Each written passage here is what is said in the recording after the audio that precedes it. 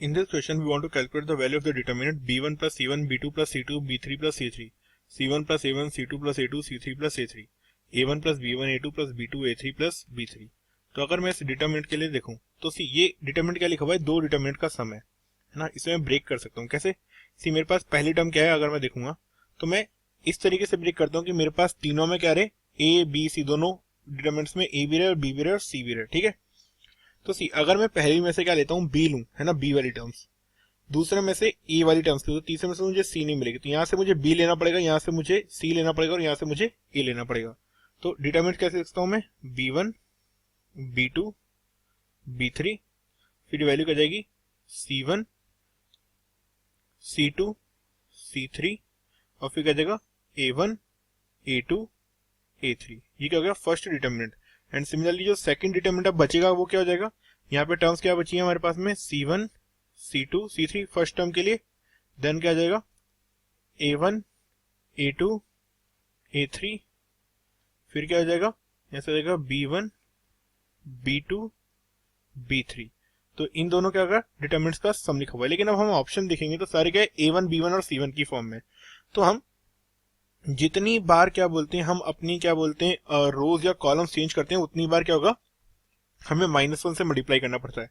तो इसे a1 b1 c1 की फॉर्म में लाने के लिए क्या करना पड़ेगा, लेट्स सी मुझे c1 को इस साइड लेके जाना पड़ेगा, तो ऑटोमेटिकली क्या हो गया a1 यहां आ जाएगा, है ना।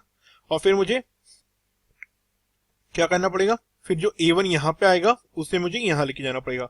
तो मतलब इनडायरेक्टली मुझे दो शिफ्ट करने पड़ेंगे। तो ये वैल्यू क्या जाएगी -1 की पावर 2 इंटू क्या आ जाएगा डिटरमिनेंट अब हमारा, a1 आ गया हमारा फर्स्ट टर्म में, तो a1 a2 a3 b1 b2 b3 c1 c2 c3।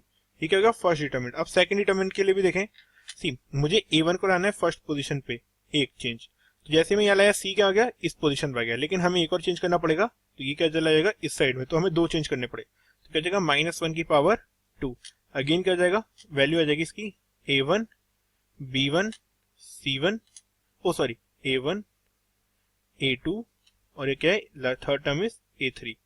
Similarly second term क्या जाएगा b1 b2 b3 and third term is c1 c2 c3।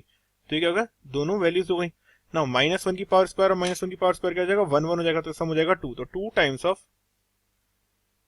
a1 a2 a3 क्या जाएगा value b1 b2 b3 c1 c2 c3। तो ये क्या आ गया हमारे इन दोनों मैट्रिक्स का सम आ गया। So answer for this question is 2 times of a1 a2 a3 b1 b2 b3 and c1 c2 c3। Correct answer is option second.